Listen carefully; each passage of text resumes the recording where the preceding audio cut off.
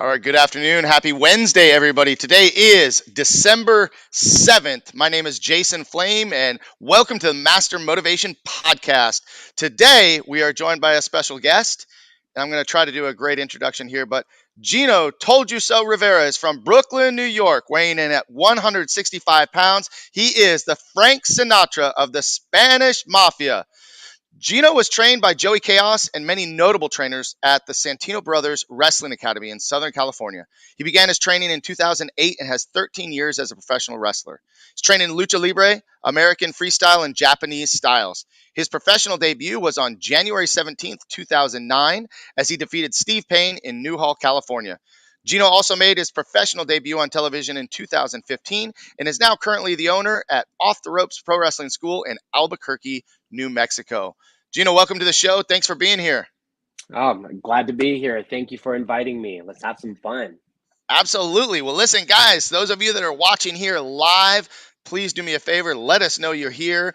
Shoot us some comments, ask us some questions, interact with us today as we get ready to tell the exciting story of Gino Rivera. So, can you introduce yourself real quick? Tell us a little bit about your background above and beyond what I gave with your introduction there, and let's start from there.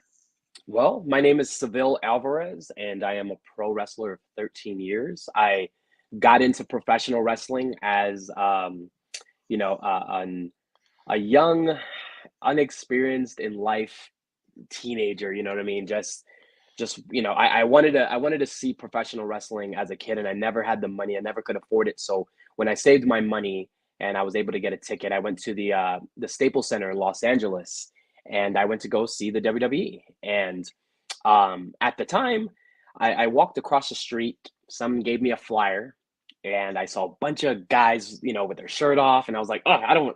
What is this? You know what I mean? Like, is this a strip club kind of thing? I don't know what it was. And I was like, so I threw it on the ground. Went to the show. Hours later, that same person with the same flyer was like, "Hey, come see our wrestling show." And I was like, "I don't want to see." Wait, did you say wrestling? And he's like, "Yeah, wrestling, professional wrestling. Like, where we have a school." So I took that flyer and I looked and I was like, Santino Bros Wrestling Academy. That was what it was. And I was like, my dreams are gonna come true. What? You know what I mean? And the very next day, I shot a call to the school and I was like, I'd like to sign up to become a professional wrestler. And just like that, 2008, my dreams are coming true. And I started my journey as a professional wrestler. So that's how that went. Wow, very cool. Now, of course, like many of us, I'm sure you grew up a fan of pro wrestling. You know, watching the WWE, WWF, Yeah. WCW, Oh, yeah. ECW, maybe even XPW back in the day, Yeah. and everything else Yeah. in between. Right? Who were some of your favorite wrestlers growing up? What inspired you, or who inspired you to become the pro wrestler that you are today? I was watching wrestling casually because my mom used to. My adopted mom would watch the superstars and stuff like that. And we lived in Pahoa, Hawaii. And it's a small, small town. And wrestling would come on, and she would watch it all the time. And I just remember going to this drugstore. It's called Payless Drugstore, not the shoe store, but the drugstore. And there was these Hasbro's with Jake the Snake and Hacksaw Jim Duggan. And I was like, I want these toys. She got these toys for me. We started watching wrestling religiously, and her favorite wrestler was The Undertaker. And The Undertaker would scare me senseless, you know what I mean, as any other child would. But my mom thought it was the funniest thing in the world.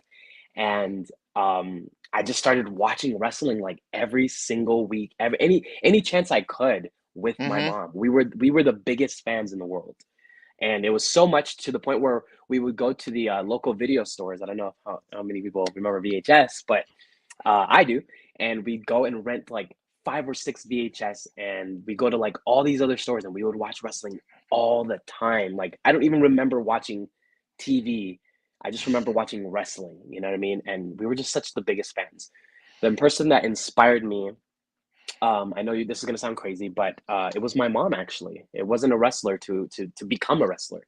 It was like seeing my mom's reaction whenever the Undertaker would come out, and it would make me happy, and I fell in love with the Undertaker just as much as she did, to the point where I am still the biggest Undertaker fan in the world. Right next to me, I have a whole bunch of Undertaker memorabilia, but my mom inspired me because she kept my dream alive through toys, through videos. She would order the WWF magazine, stuff like that. And I just remember us being the biggest Undertaker fans, and my mom being the one inspiring me. And Undertaker was our guy forever, still to this day. Nice. Very cool. Well, Yes, you mentioned your adopted mom, and yes, so you were willing to talk about, your yeah. childhood growing up, and so tell us about that. Well, guys, my mom was a 17-year-old runaway, and she ran away from her family because she was being raped by people in our family. To this day, I don't really know. I have assumptions, but my mom got sick of it, and my grandma was a drunk, and she would bring men all through the house, and those guys would see my mom and would look at who they were dating, which is my grandma, and kind of go, "Yeah, I'm gonna go mess around with this girl." And my mom would tell her mom, my grandma, "These guys are touching me. These guys are trying to hurt me, physically harm me," and my grandma would never believe her. So one day, my mom went and saved as much money as she could, and she ran away.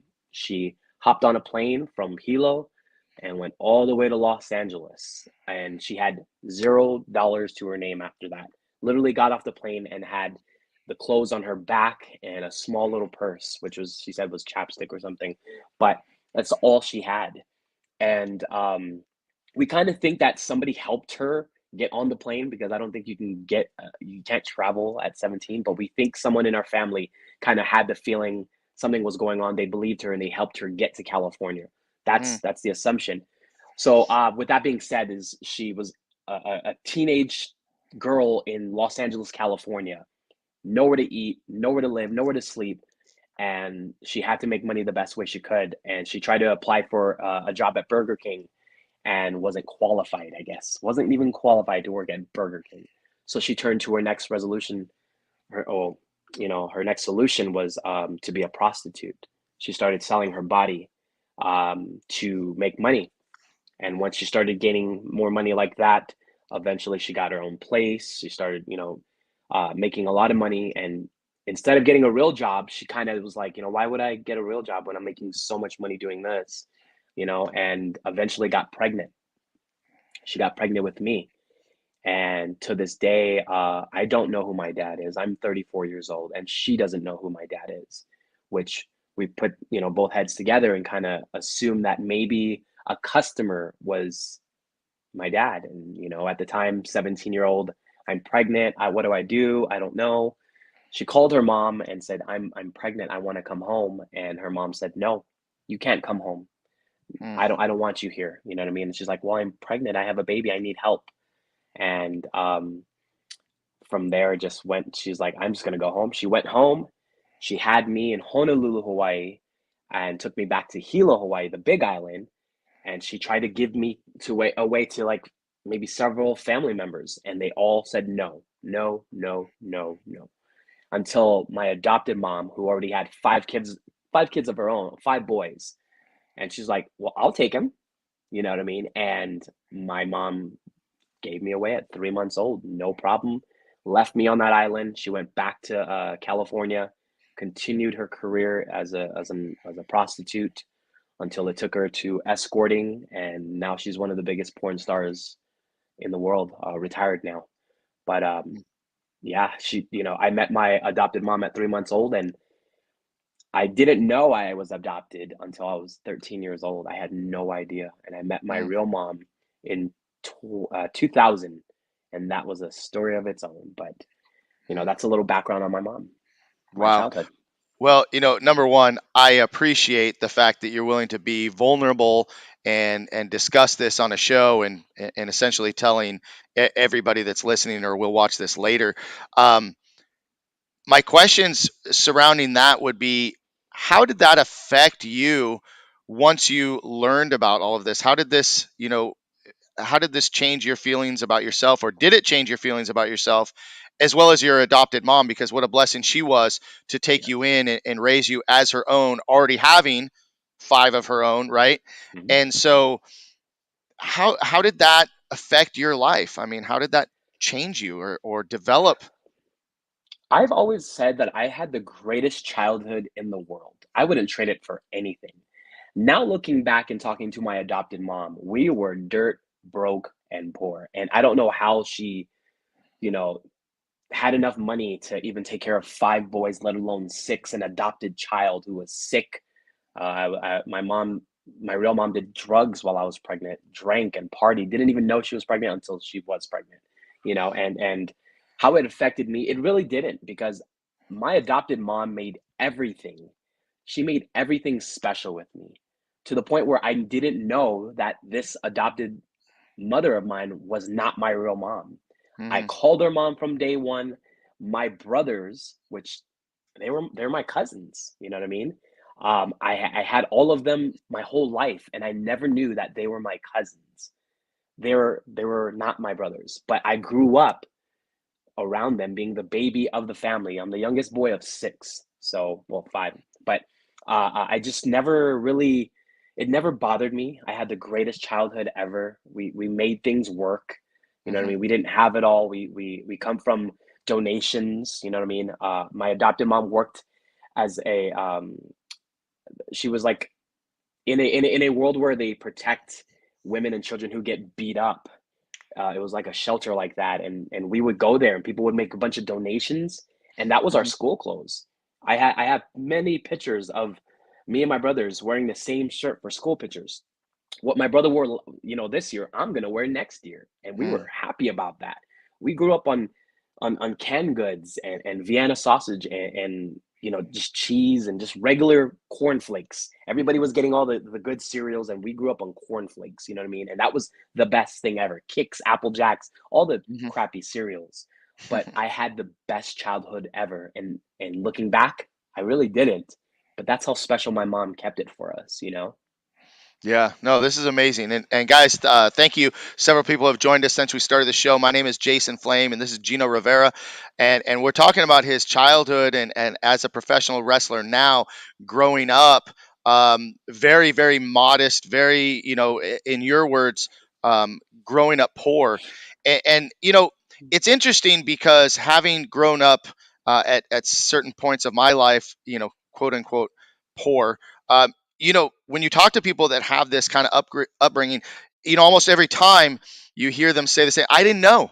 I didn't know. I had no idea. Right. Like, I mean, I look back and my childhood was, we had some really great times and some really down times. My father was in construction and either work was good or work there wasn't any work. And my Mhm. mom, was a stay at home mom and did everything she could do to take care of us. And I mean, there were times that, we spent a short period of time. Our family lived in a tent. Five of us lived in a 20-foot travel trailer for, over a year, accepting donations and receiving donations. I mean, I had so many hand-me-down clothes, and Yes. I can remember neighbors of ours that would bring us food. They worked at Bob's Big Boy, so they would bring all the food home that was left over for the night. Things like that. And you know what? I look back at my childhood and I go, things are pretty good. I mean, like I didn't, I remember all my friends' names. I remember riding my Yeah. bike. I remember going out and building forts. Those are stuff. I, Yes. I remember I remember my parents, struggling. I remember my parents, arguing and because there was those pressures and that tension. But for the most part, I look back at my childhood and, very happy about it. And so one of the things that drew me to asking you to be on this show and interviewing is, of course we follow, each other on social media and we see people, but one thing that you've talked about a lot is, you're always grinding, you're always hustling, you're always working, but you've slipped in these hints of coming from the position of having next to nothing and knowing that you never want to go back there. And that's kind of a driving force in your mind and motivation to provide for yourself and for your family and for everything that you can. So talk about that mindset of constantly being reminded of not wanting to go back, not wanting to regress. Perfectly. I can do that, no problem. Guys, I grew up basically in a situation where, you know what I mean, we all have to do our own part. My mom got us from Hawaii to California in 2000. How we did that was she bought a bunch of lollipops and candy, and she would make us sell it in school. You know what I mean? And we didn't know what we were doing. We're just like, wow, we're getting all this money. She prepared us for the giant move there and started our life there. One Christmas, I just want to share this with you. One Christmas, my mom pulled the biggest prank of a lifetime. Okay, she didn't really have a lot of money, but what she did was she went to a garage sale and she purchased, this guy's lawnmower, this guy's weed whacker, a sickle, a machete, a whole bunch of stuff, and we didn't know that. But we were looking under the tree. There's no gifts. There's no gifts. What's going on? We're upset. We're sad. Come Christmas time, there's a bunch of gifts wrapped up in newspaper because she didn't Mm-hmm. have, gift wrapping paper. So we go crazy, and we're all five of us boys. We're all ripping paper, whatever it is. We look and we're like, "What the heck's this?" You know what I mean? We're like, Why do you? What's that? I got a weed whacker, a lawnmower. What is going on? My mom's like, "Check this out. Come on, all the boys, let's follow me out." We go outside. My mom grabs a sickle. She's like, "Look at this. You're cutting the grass. Look how cool this is." My mom starts a lawnmower, it doesn't work. Starts it, it starts to work. She's like, "Look at this. You guys can cut this grass." She basically gave us things to do chores, but made it fun for us. Said we were ninjas with this machete, and you can cut this tree down like this. And we cut down trees, grass. We all had chores. And eventually those gifts turned into things of jobs. Like we had to, that was our job. Seville, you go out there, you grab this machete, you start cutting down those trees. Brian, you go out there with that lawnmower, you cut the grass. And just from that, like I learned like, wow, how cool and crazy that was. But as far as just going back to what I never want to go back to. I don't want to go back to that way of for my family in the future. Is like I don't want to have to do that. I want to be able to provide, and I'm always afraid of being in the place that I was before, being broke. You know what I mean? Not having enough money. Going through what my mom went through by taking in donations to have school clothes, and it was just really it's a scary time. Anytime I see my bank account and I get to a certain number, I panic. So I'm like, I gotta make money. I gotta make money, and it's an OCD, But it keeps me alive, which is why I'm constantly working, constantly promoting, constantly traveling, wrestling, training, you name it. Any way that I can make a dollar, I'm gonna make a dollar to provide for my family because I know what it's like to not have that Mm-hmm. dollar. I know what it's like to watch my mom stress out over bills. There was never a man in my mom's life. All these kids, my adopted mom never brought a man in front of my eyes, and I am so thankful for that. She always kept us first. She worked two jobs, and my brother cooked, my brother cleaned. I was the baby, so I got taken care of, but I had little jobs. My other brother did laundry. My other brother, took out the trash. We had these things, and I'm just so happy that now today, living like that, I can kind of, whenever I get lazy, I go, "Do you want to go back to those Mm-hmm. those struggles?" But I'm Right. thankful that I went through them because they prepared me to how I live today. You know what I mean? Absolutely, absolutely. And hey, Susan, thank you for commenting and thank you for your comments. I love that you're enjoying the show so far. And a lot of people know you as Gino Rivera, Yes. the loudmouth on social Mhm. media. Yeah. You're all over the place, man. And I know that you typically work heel for the most part, right? Mhm. So you're Yes. always the asshole. You're the guy that Always. everybody wants to hate, right? Yes. But we're Yes. seeing a very different side of you right now that I think most people will ever see. And pro Never. wrestling. Let's get back to pro wrestling. Pro wrestling is a crazy ass world. It's just a Yes. crazy world, right? Mhm. I've been involved for over 10 years now, and the interesting thing is that I've met some people that I probably may not have ever um, worked with or been surrounded by with in any other situation. Coming from a martial arts background, we got some, we have our own people in Some martial arts, characters. but right, we got some Yes. characters, right? But Yes. in pro wrestling, can be kind of brutal, right? Especially on social Yes. media. I mean, you just Oh. get, you get ripped up and shredded, and your life gets invaded, and people Yes. assume that the character is the person or the person is the character. But tell me a little bit about when you broke into the business, the just the training you went through, because I remember when I went through training at 38 years old. I started pro wrestling at 38 years old. Yeah. Um, it's brutal. It Yeah. sucks. And you come from a pretty tough school, right? Santino's Yeah. uh, Oh gosh. known for a little bit of hazing, right? I mean, there was some stuff that went on when you started training. So just kind of walk us through that. Talk about that for a little bit. And real quick, shout out Tom Dupree. Says most know as Billy Bonds. You got a show coming up on January 7th. Just want to give a shout out to you. And sounds like Gino's headlining that show. I am. I am. I'm taking on Daniel Torch January 7th for Relentless Pro Wrestling with Billy Bonds, and I am going to destroy that kid. I've destroyed him many times in the past 15 years, and I can just say that I've got a treat. I've got something in store for that kid, and I think this might be his last match. Oh, all right. Well, let's talk about that training. How was training for you when you broke in? You got the flyer at the Staples Center. And it's funny because every time I've gone to the Staples Center, Santino's is always there representing, handing out their Always. flyers for their school. Always, right? Always really good Yes. at getting the team down there. What was it like breaking in for you? Gosh, Santino Bros is known as Santino Tough, the style. They beat me to death. And I am so appreciative of that because it just made me stronger. The training was brutal, the training was gritty, it was right to the point. I had, I think, 11 or 12 different people shaping and molding me into the pro wrestler that I am today. Hmm. Guys like Joey Kaos, Mongo Santino, Silvio Romo, Rico Dynamite. The list goes on. Carnage, the late great Supreme. You know what I mean? Just Angel Exotico. I can't forget about him. But just so many people that shaped and molded me. In 2008, we were in a backyard, and I've never heard the term backyarder or nice fancy arenas with a ring. I was just happy to see a ring. And when I signed up, I was like, there's a giant ring in front of me. There's a bunch of people that love this as much as I do. I can't wait to get in there. And as any kid would think, hey, I'm going to wrestle today and tomorrow I'm going to be on TV for the WWE or WWF at the time. Was not like that.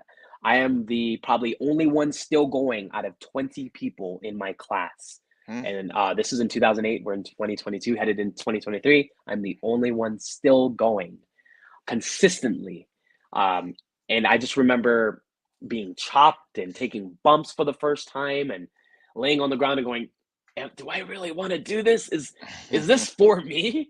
I thought wrestling was, going to be easier and a one shot deal. I just do one class of training and I get signed. No way. It was just one of the best experience of my life, and I'm so thankful that I went through that brutal class and brutal training. I owe everything I'll ever do in wrestling to Joey Chaos and family from Santino Bros. Well, one of the things that I love most about professional wrestling is the brotherhood of, that tight knit family. You sometimes travel together and you're spending a lot of time together and you're training together and just like any other family, there's some squabbles, there's some infighting, Oh, there's some yes. clawing your way to the top, wanting that top spot, whatever. But for the most part, and I can speak for our locker room at MPW. It was always like a family. It was walk in. One of my best friends in the world. We just worked out today. Danny Devine, one of Hey, my best Danny. friends. And listen, I didn't know Danny lives in my hometown. I didn't really know him until professional wrestling. We're about 10 to 15 years apart in age, but wrestling brought us together, and we've done Yeah. podcasts together. We train together. We work out together. He's helped strengthen my faith. So many things, and that's what I've always loved about pro wrestling is the relationship that I've built, the friendships that I've made, the memories. I mean, listen, we've gone to weddings, we've gone to celebrating birthdays, all those different emotions that go along with us that bring you together. But then on the opposite side, in the bigger area. And, again, I started wrestling at 38 years old. I didn't Hey, travel no the worries. world. I didn't get outside of MPW and never had any thoughts of ever doing that just for my own personal goals. But when you get out there and you start traveling to the different organizations and you're promoting yourself online, you know, one of the things that gets said about professional wrestlers and maybe even personally directed at you is, man, this guy talks about himself a lot. He sure Yeah, loves himself a lot. yeah, He must be full of himself. And, in the last 20 minutes or so, I've seen a very different side of that. yeah. So talk about that and talk about that side of pro wrestling that is some kind, the dark side of wrestling, if you will, right? I know all about it. Look, I started in 2008, made my debut in 2009, and I was a young kid working as a baby face under a mask that got punked out, beat up, stretched, you name it. I went through locker rooms where hazing was a normal thing. Guys would show me their genitals and hide my bag and take my mask and put it in their pants. I've been through all of that. As far as, building the camaraderie around the boys, like I started remembering that, I got to be tough, and training. I was tough, man. You know what I mean? And this is a new scene to me. Every time I go into a locker room, there's going to be a little bit of that, and I had to remember that. Look, I can strike back, I can no sell it, but I got to be tough. I got to wear thick skin, and this industry is hard. The people in it aren't always the greatest people in the world. And then there's some really good people, but for the most part, I'd say, wrestling is they say wrestling's not for everybody, but sometimes those people get in, they sneak their way in, and they just create cancers in the locker room, cancers in the business. Hmm. It's really bad. It's on you and how you gotta, stick and move through it. You know what I mean? And I've been able to do that. People cannot separate the fact of Gino Rivera and Seville Alvarez, where Gino Rivera is a character, and Seville is a great human being. You know what I mean? A totally opposite of Gino Rivera. But I love being the character Gino Rivera because it's helped me in the locker room. It's helped me in the ring. When I have to get aggressive, when I have to get violent in the ring, Gino Rivera comes out. When I have to, you know, talk to a promoter a certain way, for trying to jip me on things, Gino Rivera is in full instinct mode of what I've got to do, and it's prepared me for everything. Um, I think you said something about how people can't, they think that, this guy, he's a loudmouth, and he talks a lot, and he must be full of himself. In this business, you have to be, because if there's one thing I could leave this podcast with, it's no one is going to promote you better than yourself. No one believes in your brand better than you. No one in this world believes in your dreams as much as you. And I know that, and I've taken that along with me. Every day I wake up, I am going to try to land a booking, try to talk to a promoter, get more money, push my school, push the promotion I'm running, you know what I mean? Travel a different place. How can I make myself better? You know what I mean? And that's how I do things. And people might see it as, wow, this guy is just, oh, he's in your face. Yes, I have to be, because I believe in my dreams. I believe in myself. I believe in myself so much that it's gotten me this far. Most people do not last more than 3 to 4 years in this wrestling business. I'm going on my 14th year. You know what I mean? And I don't plan on stopping anytime soon, but that's where I have to do this. I have to self promote. You know what I mean? What I tell my kids at my school is, let's say a guy like Billy Bonds, he doesn't go on Facebook all the time, right? You know what I mean? You share his flyer, whatever, he sees it one time, and all of a sudden he gets on Facebook the next week. Hey, nobody promoted my show. Well, for me, I'm going to make sure you know that I promote your show every single day, because there are people who don't get on Facebook every day like I do, or on social media like I do. So I am relentless. See what I did there? Relentless with my promotion. And it's not just so much where I'm wrestling, it's the training, places I'm going, the interviews, the podcast, anything that can extend my brand to a further reach, to understand that this is what I really do. I believe in myself this much. It's gonna offend a lot of people. It's gonna make people think I'm narcissistic. It's gonna make people kind of inferior and kind of go like, "Oh, this guy, I can't follow him. He's just too much." But that is what social media is for me. It's a tool to promote myself, and that's what I Hmm. do religiously. Well, and I will agree with you in the fact that no one is going to believe in you more than you believe in yourself. No, And so, because people won't believe in you if you don't believe in yourself. And never. to a certain extent, you are your biggest cheerleader, you are your biggest Yes. promoter. And to do what you do and to get booked on a regular basis, I mean, you got to stay out there and you got to stay fresh and at the top of mind all the time. I mean, it's no different in marketing for my martial arts school.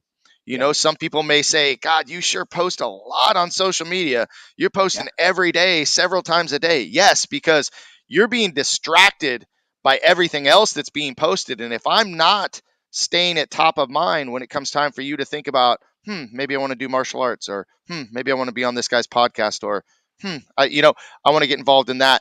I want to be top of mind, and I think that is super important. So I think that was great advice and a good point to make, as far as when it comes to anything in life. If Yes. you're not cheering for yourself, if you're not believing in yourself, you are going to you're going to stunt your growth as far You're as what your never next gonna succeed. opportunity is going to be. Hey guys, listen again. This is Jason Flame on the Master Motivation Podcast with Gino Rivera today. We've got a couple people just joining us in again. If you have any questions, Susan's watching, Tom's watching, Barry B.S. Cohen is on here today. Hey, let us know if you have any questions, comments, share any stories that you might have with Gino. Gino, what's Hi your what's guys. your what's your favorite match? What's the favorite match of your career so far? Oh, easy. The day I made my debut for the WWE, February 2018 against Lince Dorado and Mascara Dorita. So, funny, if I could get into that, it's a great story. Let's I go. Let's hear literally it.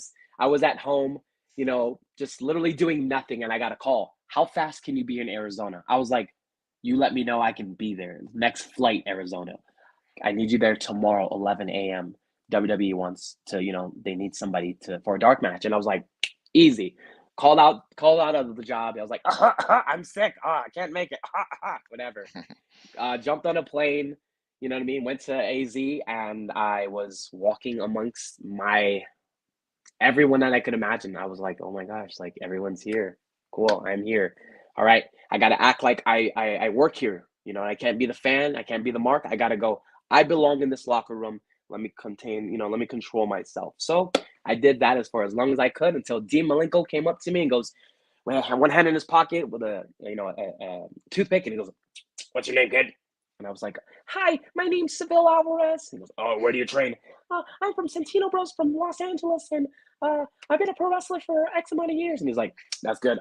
You speak Spanish?" Me? No, because I was born in Hawaii. I understand more Hawaiian than Spanish. So hey, but that's a little fun fact. But it was yes, I speak Spanish. Sure. See, what can I do for you? Right? You gotta fake it till you make it. And he's like, "You think you can work with this guy? He doesn't speak any English." Pokes him with the toothpick. And I was like, "I can work with anybody here. You let me know. I can work with anybody." He's like, "Good. See me in the ring in about 10 minutes. We're going to have some tryouts." I was like, "Okay, cool." We go in the ring before, anybody's there. They pair us with all these people, and they're like, "You go with you, you go with you, you go with you, you go with you." Two and two and two and two. We're all calling our match. We're all doing whatever we got to do. And all of a sudden, they're like, "All right, who's first?" Me, I'm like, "I'll go first." And they're like, "No, you and you." They switched up everybody to see if we can do it on the fly. So Mm-hmm. I was like, I wrestle on the fly all the time because of Santino Bros. They taught me how to do that. I can listen. And then they're like, "You go with you, come in here." And I was like, I just gave the nod of, I'm the smaller guy, you're the baby face, Evan Daniels, let's work.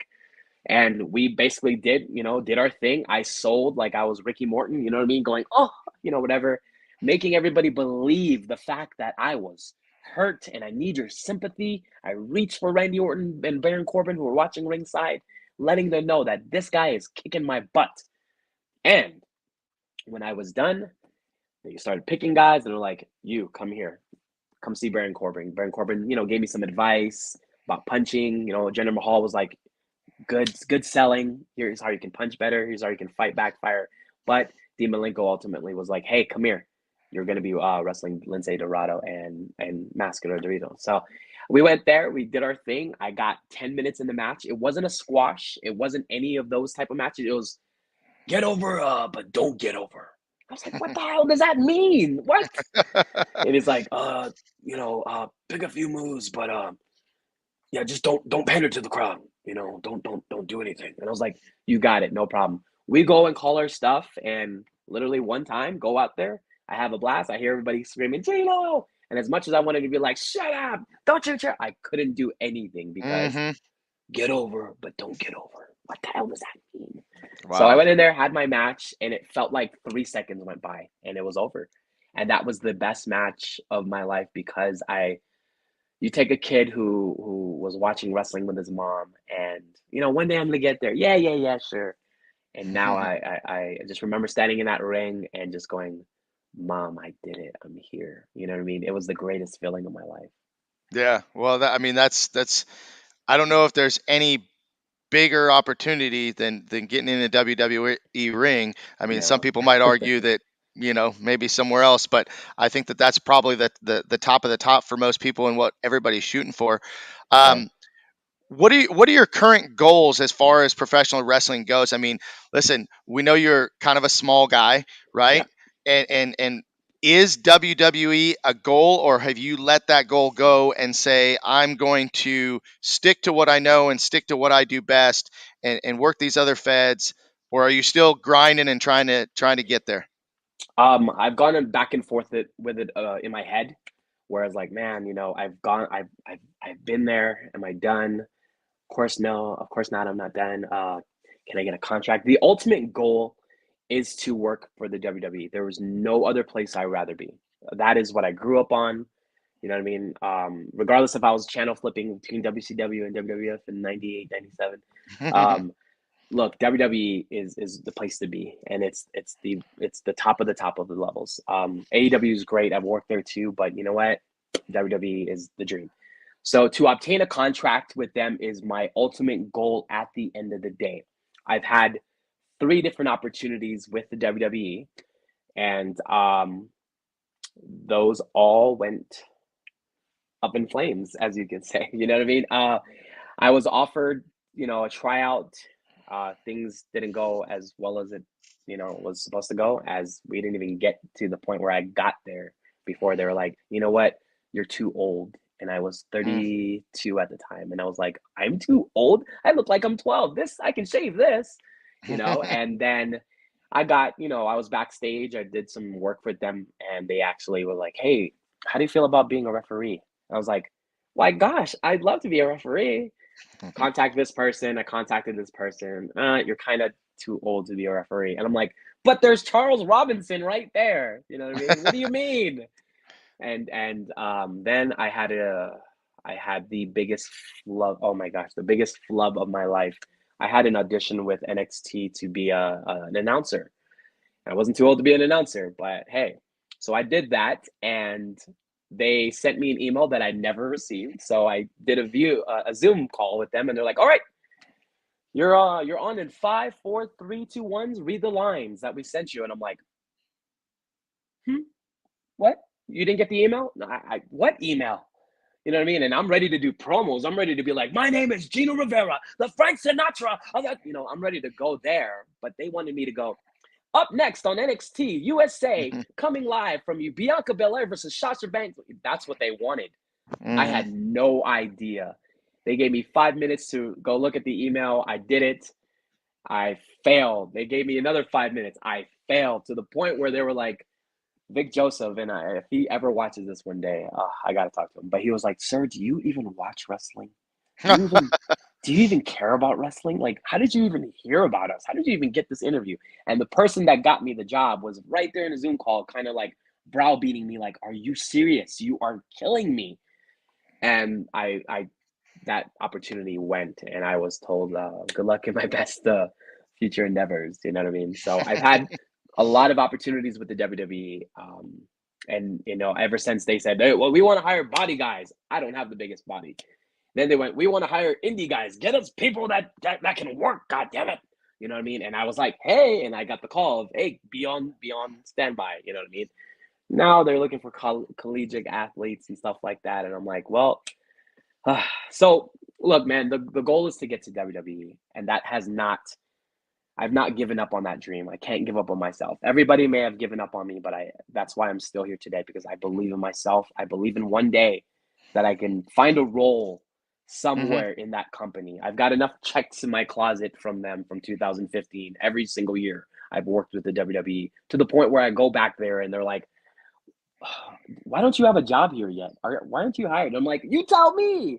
You know what I mean? I'll take a job in catering. Just give me a job, you know? So Right. it's just that's where I want to be, and I hope that I can still get there. I'm not giving up. I'm on my 14th year coming up in January, and retirement and wrestling, leaving it alone is not in the books. I promise. So how's your body feeling? You're in your 30s now, and 14 years getting beat down in the ring. Yeah, I can feel your pain. yeah. How's the body feeling? How's the body holding up? Any major injuries so far? Sure. I've broken my jaw twice. I'm numb in my face, all the way down from my ear to my lip, right here to my beard. I'm going numb in my fingers. I've separated my shoulders twice. Gosh, I've had back problems, neck problems, you name it. But I feel okay. You know what I mean? As crazy as that sounds, I feel okay. I don't have any teeth in the back of my mouth. I got my teeth knocked out twice. You know what I mean? I have metal plates that when I go in airports, they ring, and I'm like right here, and they're like, "Oh my gosh, what's going on?" So that's another story. Mm, But my body feels okay, and ever since I've been a heel, there's a lot less bumping. I believe in standing heat is what I train in my class. You know what I mean? You don't have to bump somebody and slam them and do a whole bunch of crazy stuff. You need to interact with the crowd, right? Body language, facials, right? Uh, uh, eye rakes, back scrape, chops, couple of punches here and there, a couple of kicks. You don't have to bump. You have a bump card, and we don't know how many holes have been punched in that bump card, right? mm-hmm. So I teach my kids to bump less.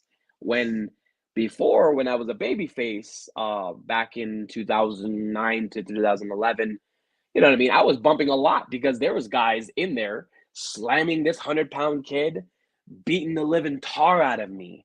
You know what I mean? So where I felt like crap then compared to now, even with all these injuries that I've sustained, I feel okay. I feel great. Besides the numbness and the tingleness, you know what I mean? That I what do you expect? You're falling on some wood and steel beams. What do you Yeah, expect? yeah. You Little bit know? of padding, a little bit. Yeah, yeah. So let's talk about your school a little bit. You went from living in Hawaii, moving to California. Now you're in Albuquerque, New Mexico. Um, how did you move around and then decide that you were going to open a school? I did not feel comfortable opening a school. I see guys today that literally 2 years in the wrestling business and they feel like they can teach, and I'm like, good Mm, luck with that. right. I was always told you don't know shit. Excuse my language. You don't know anything um, until maybe 10 years in, 10 years of experience. Then you can decide if you want to teach or not. So I waited. At 7 years, I was like, I'm ready to teach, but I'm like, eh. I always had all these OGs in my head, like, oh, 10 years in, what?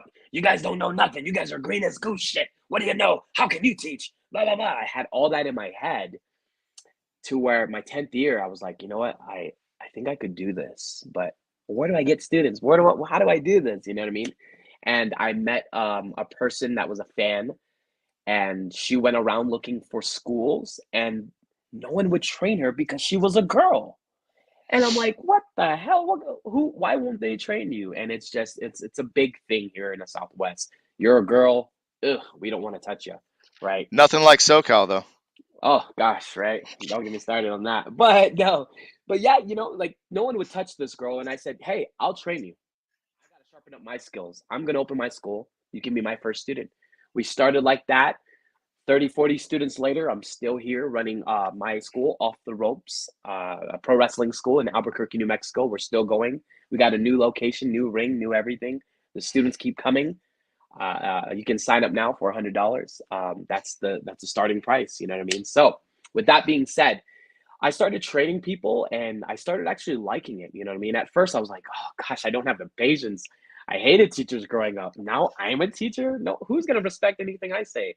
Until I started taking everything I've learned from Santino Bros and Joey Kaos and literally having their playbook and just, what did I learn? How did this work for me? Okay, this didn't work for me. Let me try this way.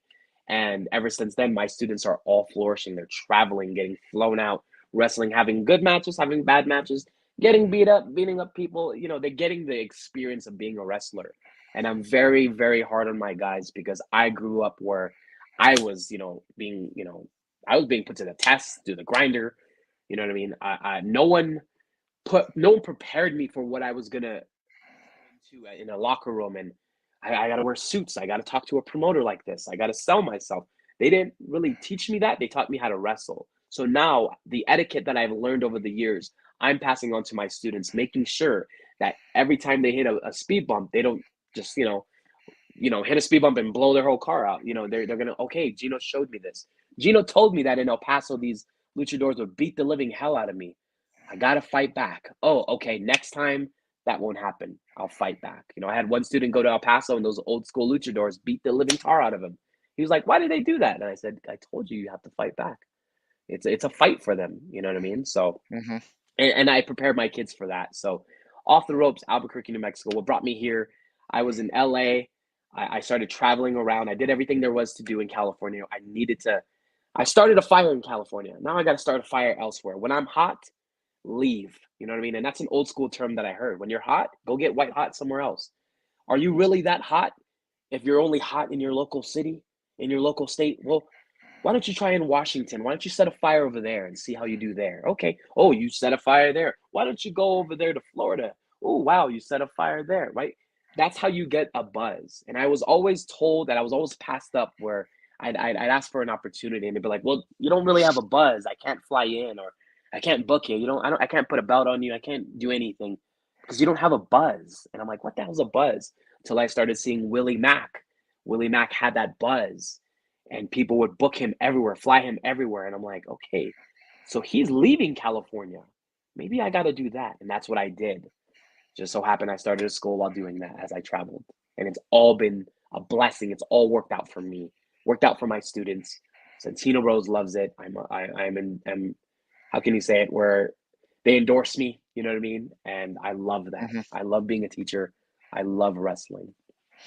What was the biggest transition? Well, I mean, you're still an active wrestler, but Yes. what do you think was the biggest um, maybe aha moment or just like, whoa, light bulb went on when you went from being an active wrestler to now an active trainer?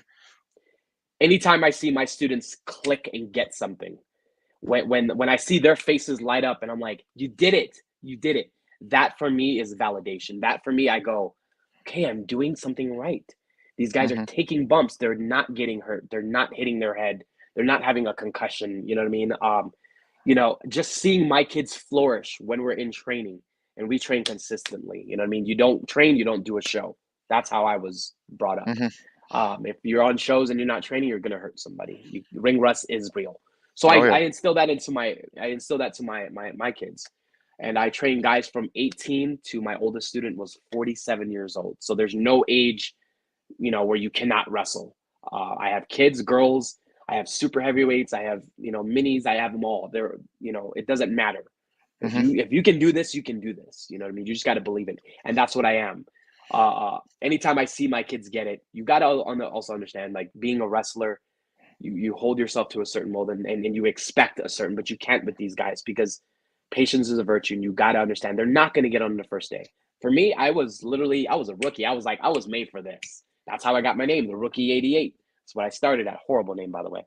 But I understand that with guys and girls of all shapes and sizes, colors, beliefs, doesn't matter, genders, sexual preferences, does not matter. Anybody can be a wrestler as long as you believe in yourself. And I see that every single time I accept a student and they flourish. That makes me the happiest. That's what clicks for me. Well, that last statement about you can be anybody and be a wrestler Anybody. translates just the same to me in my martial arts school. And what I love about it, as a martial arts student, I don't care if you're black, white. Nope. It doesn't matter. Your sexual preference doesn't matter. Nope. I don't care if you're a Democrat or if you're a conservative. I don't really Nope. care. When you're on the mat, you're on the mat. When you're in the ring, you're in the ring. And literally in the ring, you put your life in their hands. On the mat, we put our life in someone Oh else's yeah. hands as well. And Oh and yeah. it's just, but I've always loved that because all this nonsense, Yeah. across social media and just, everything going on in the world today anyway. But like getting on the mat, like all that matters is we're training.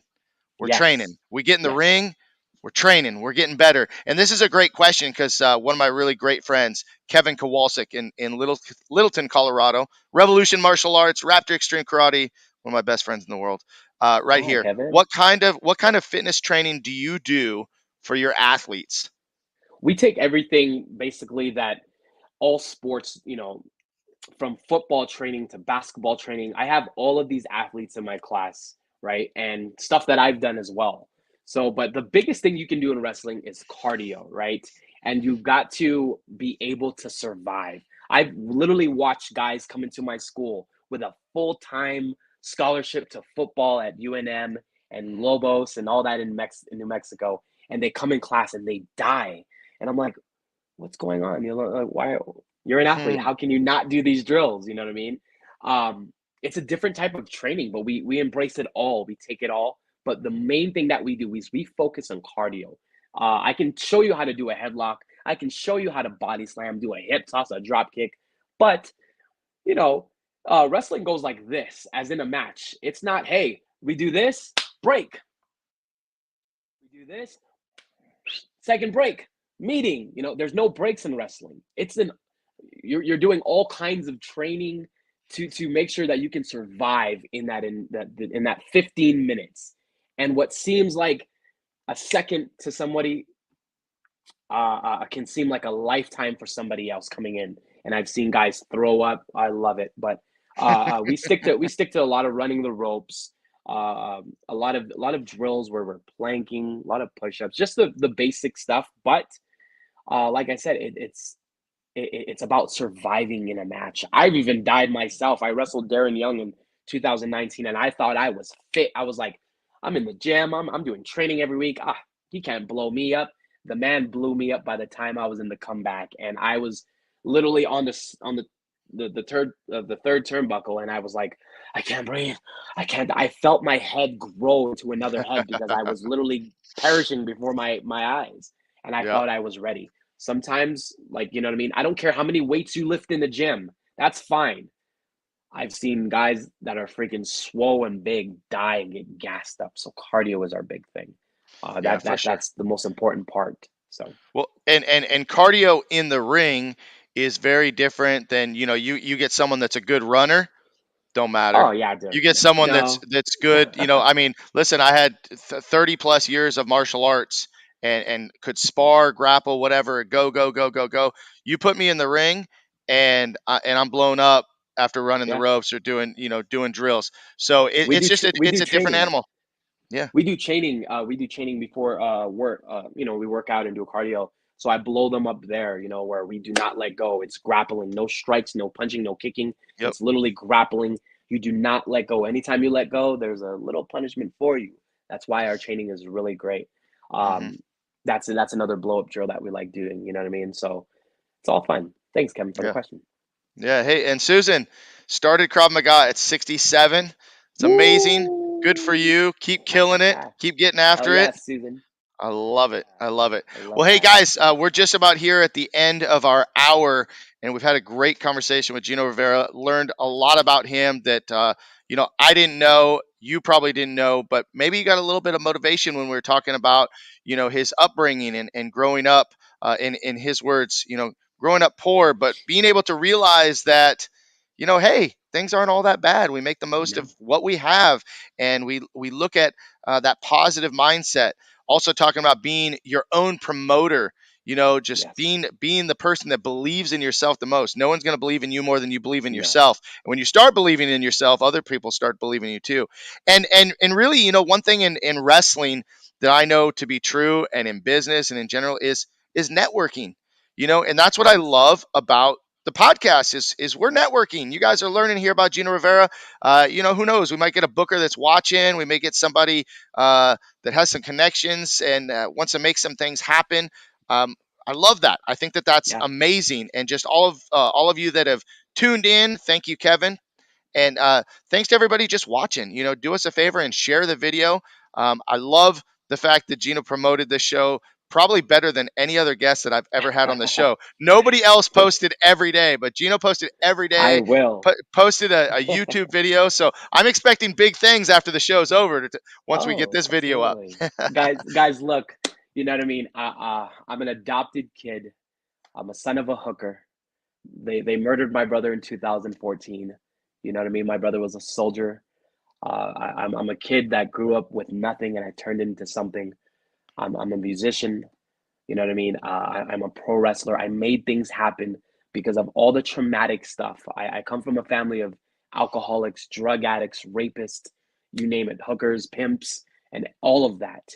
And for me, being drug free, I don't drink, I don't smoke, I don't do anything. I've never had coffee, I've never had an energy drink in my life, guys.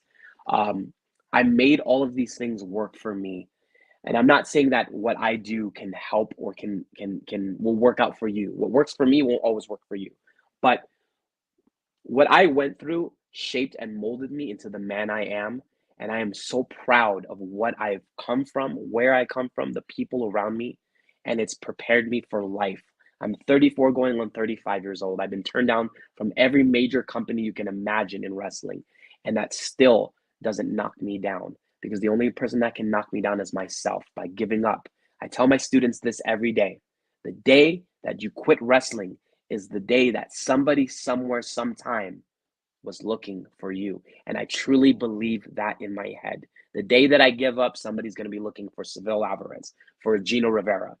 And when I'm gone, they're going to be like, oh, okay, well, we'll pick you. How about you, Tommy boy, whatever. And I believe that the day that I leave will be that day. So I can't give this up. This wrestling life, my own personal life has shaped and molded me into the man that I am, where I'm able to live in a 7 bedroom, 3 car garage. I have a great job, a great career. I'm able to raise a family, take care of my family, take care of my students, open up my school, travel the world, live out my wildest dreams. And I have so much, so many people to thank, but most importantly myself, because I never gave up on myself when so many other people did. And please always remember that. Just stick with it. When it gets hard, when it gets tough, when you don't want to do it anymore, just keep going because good things happen to good people. And I'm one of those people. And I hope you guys are too. Love it. Thank you, Gino. Thanks for that. Hang out for about 60 seconds and we'll talk on the back end of this video. But we're going to get ready to close the show. And guys, just want to remind you to watch each and every Monday right here on YouTube, Facebook, LinkedIn, Twitter. We're on Twitch now. So go check it out, guys, and follow us, share the video. Gino, once again, thank you so much for all your vulnerability, talking Yes. about, some tough things today, but also giving some great advice here at the end. So, guys, thanks for watching. And Gino, we'll talk in just a minute. Thank you guys.